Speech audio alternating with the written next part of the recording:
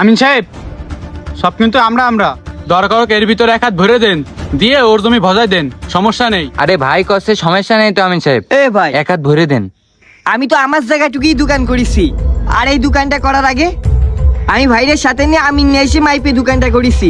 এ ভাই, আজকে তাহলে আবার কেটে আমি নিয়ে আসি। এই তোরে বাড়িতে না করে আসলাম না, যে জমি না মাপা শেষ হওয়া পর্যন্ত এখানে আসবি না, তারপরেও আইছিস, তোর সাহস কত বড়? এই যা বাড়ি যা।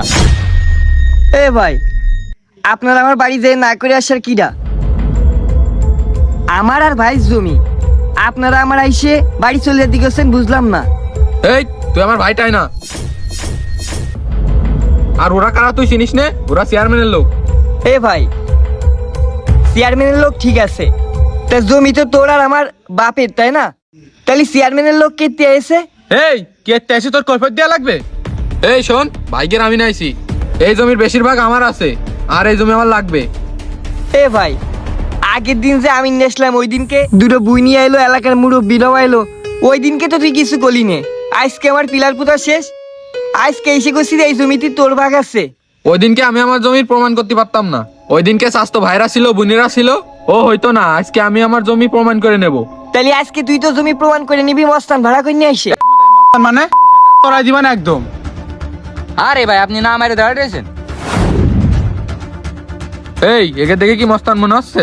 ভাই ব্রাদার হয়, আজকে আমার জমি মাপামাপি হবে, চা খাওয়াবো তাই আয়েছে।